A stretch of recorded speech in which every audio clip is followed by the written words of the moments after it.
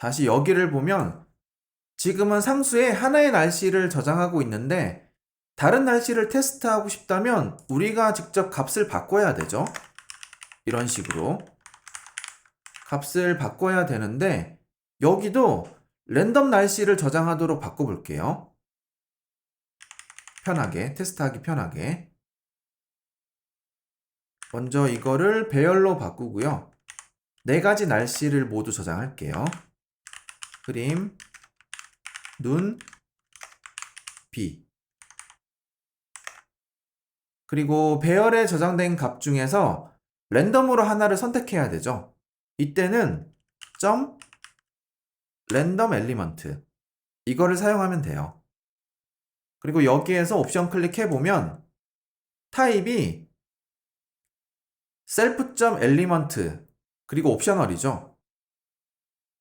self.element는 배열에 저장되어 있는 타입이라는 뜻이고요. 이게 정확히 어떤 뜻인지는 나중에 공부할 거고요. 지금은 배열에 저장되어 있는 값의 타입 이렇게 이해하시면 돼요. 그러면 배열에는 지금 문자열이 저장되어 있으니까 결국 self.element 그러니까 옵셔널 self.element는 옵셔널 스트링이겠죠. 어쨌든 이 메소드를 호출하면 4개 중에서 하나가 여기에 저장될 거예요. 근데 타입은 스트링이 아니라 옵셔널 스트링. 그래서 여기에서 에러가 발생하는 거예요. 우리가 이 메소드를 만들 때 파라미터 타입을 그냥 non-optional 스트링으로 했죠. 근데 이제 웨더 상수가 이게 옵셔널 스트링이 되었으니까 전달할 수 없는 거예요. 그러면 어떻게 해야 되죠? 웨더 상수를 이전처럼 스트링 타입으로 바꾸거나 아니면 메소드에서 파라미터의 타입을 스트링이 아니라 옵셔널 스트링으로 바꿔야 되겠죠. 2가지 방법이 있는데 지금은 웨더 상수에 저장할 때 스트링 타입으로 non-optional 스트링으로 저장되게 할게요. 자, 다시 이 코드에서 웨더 상수의 타입이 옵셔널 스트링이 되는 이유는 이 메소드가 옵셔널 타입을 리턴하기 때문에. 그렇죠? 이 메소드는 배열에서 아무거나 하나를 선택해서 리턴해 주거든요. 그냥 4개 중에서 하나를 리턴하는 거니까 리턴형이 옵셔널 타입이 될 필요가 없는 것 같은데 왜 옵셔널 타입일까요? 이것도 저랑 함께 공부하기 전에 먼저 이유를 한번 생각해 보세요.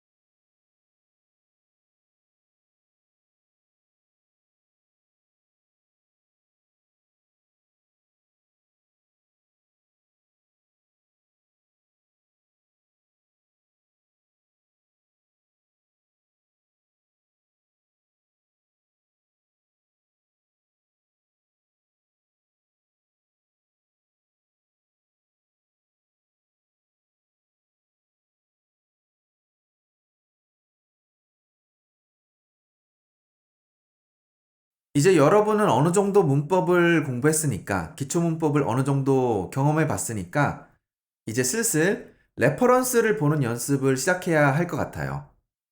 레퍼런스는 뭐냐면 쉽게 말해서 설명서예요. 이렇게 옵션 키를 누른 상태로 메소드를 클릭해 보면 메소드에 대한 설명이 이렇게 팝업으로 표시되죠. 여기에서 시작 부분에는 메소드의 이름이 있고요. 그 다음에 메소드에 대한 간단한 설명이 있어요. 컬렉션에서 랜덤 엘리먼트를 리턴한다. 그 다음에 리턴 값에 대한 설명도 있고요. 그리고 디스커션 부분에는 이렇게 예제 코드가 있는 경우도 있고요. 그리고 주의사항 아니면 맨 앞에 여기에 넣기에는 너무 긴 설명들이 있거든요. 그런 것들이 보통 디스커션에 포함되어 있어요. 여기에 중요한 정보가 포함되어 있는 경우가 많으니까 꾸준히 읽어보는 게 좋아요. 그 다음에 마지막 컴플렉시티는 항상 제공되는 정보는 아니에요. 이 부분을 지금 설명하기에는 적절하지 않으니까 이 부분은 그냥 넘어갈게요. 마지막 리턴 밸류에서는 메소드가 어떤 값을 리턴하는지 설명하고 있는데, 자, 여기에서 컬렉션으로부터 하나의 랜덤 엘리먼트를 리턴한다. 이렇게 되어 있고, 그 다음이 중요합니다. 컬렉션이 비어 있다면 메소드가 nil을 리턴한다. 이렇게 되어 있죠. 여기에서 리턴형이 옵셔널이 아니라 non 옵셔널 타입이라고 가정해 볼게요. 지금처럼 배열에 문자열이 저장되어 있다면 문제가 없어요. 자, 근데 잠깐 이거를 비울게요. 자, 에러는 무시하시고요. 이렇게 배열이 비어 있으면 리턴할 수 있는 게 없죠. 이런 경우에도 메소드가 정상적으로 실행되어야 하니까 리턴형이 옵셔널로 선언되어 있는 겁니다.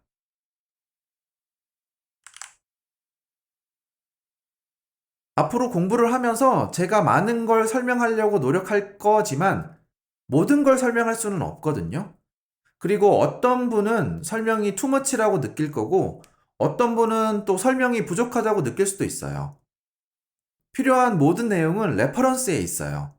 그래서 여러분이 궁금한 점이 생기면 아니면 제가 하는 설명이 부족하다면 옵션 키를 누르시고요.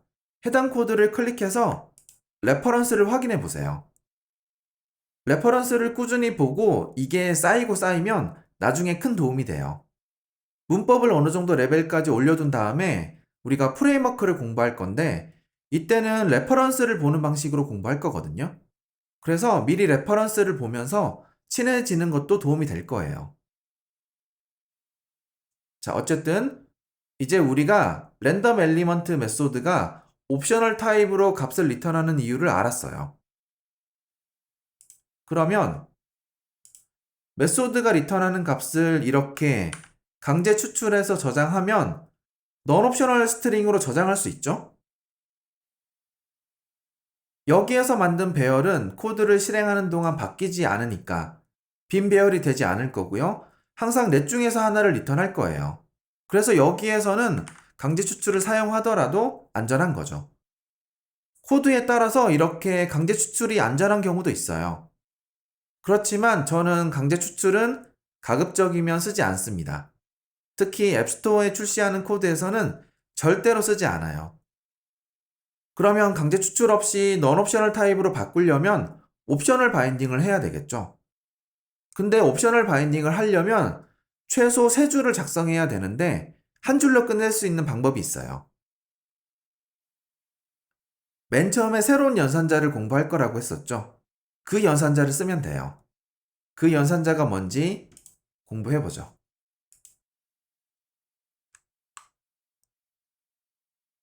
이번에 공부할 연산자의 이름은 nil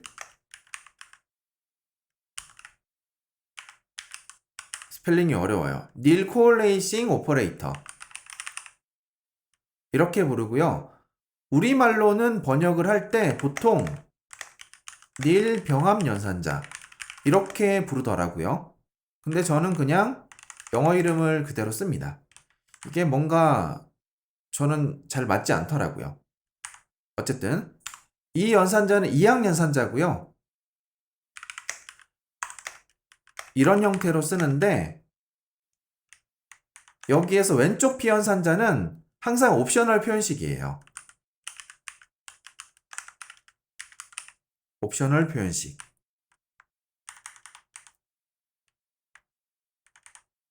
연산자는 왼쪽 피연산자를 먼저 확인하고요. 값이 저장되어 있다면 값을 추출해서 그대로 리턴하고 연산을 끝내요. 반대로 옵셔널 표현식에 nil이 저장되어 있다면 오른쪽 피연산자 이거를 연산의 결과로 리턴하고 거기에서 끝냅니다. 그리고 오른쪽 피연산자는 왼쪽 피연산자와 같은 종류의 값이 와야 돼요. 이게 무슨 말이냐면 예를 들어서 왼쪽에 이렇게 옵셔널 스트링이 왔다면 오른쪽은 이렇게 스트링이 되는 거죠. 이거는 왼쪽이 nil일 때 사용하는 기본값이라고 생각해도 돼요.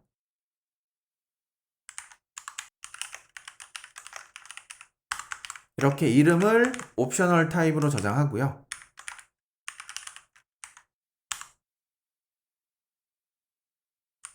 그 다음에 프린트로 한번 출력할 건데 이렇게 해볼게요.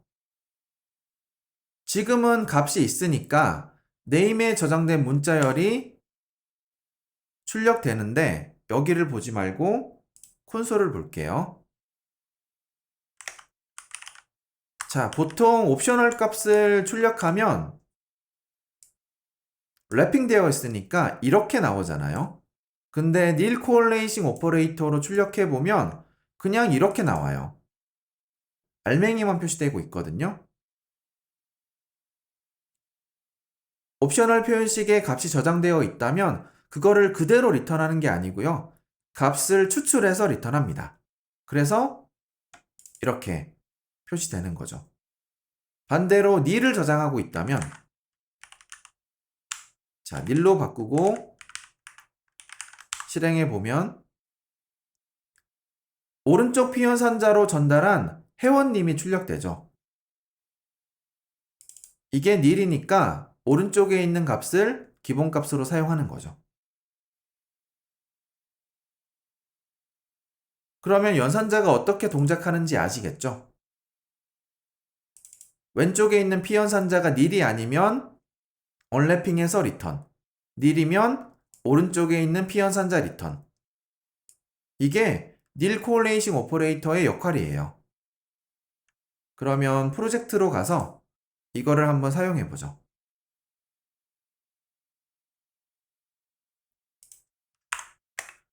여기에서 바로 연산자를 쓰고 맑음 이렇게 하면 돼요. 이제 배열이 비어있지 않으면 넷 중에 하나를 리턴할 거고요. 배열이 비어있다면 이거를 기본값으로 리턴할 거예요. 그리고 언래핑은 우리가 앞에서 확인했던 것처럼 이 nil correlation 오퍼레이터가 알아서 해주니까 그러면 웨더의 타입은 이제 스트링이 돼요. 옵셔널이 아닌 거죠. 강제 추출 연산자를 사용하는 것보다 이렇게 구현하는 게 훨씬 더 안전합니다. 크래시가 발생하지 않으니까요. 그 다음에 아래쪽에 있는 온도도 랜덤 값을 저장하도록 바꿀게요. 범위는 마이너스 20에서 38도 사이.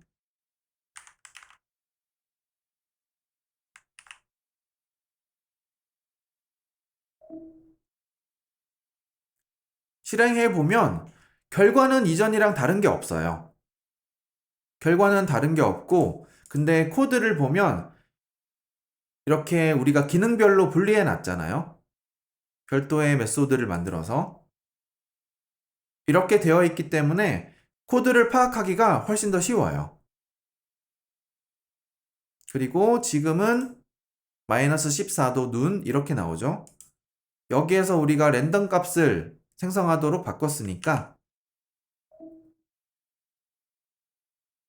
실행할 때마다 이렇게 날씨와 온도가 달라지고요. 거기에 맞게 새로운 이미지와 문구가 표시되기는 하는데 랜덤으로 하다 보니까 30도에 눈이 온다는 게 말이 안 되죠.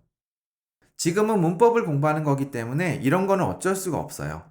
지금 중요한 거는 이렇게 매번 실행할 때마다 랜덤 값이 만들어지고 UI도 적절히 업데이트 된다.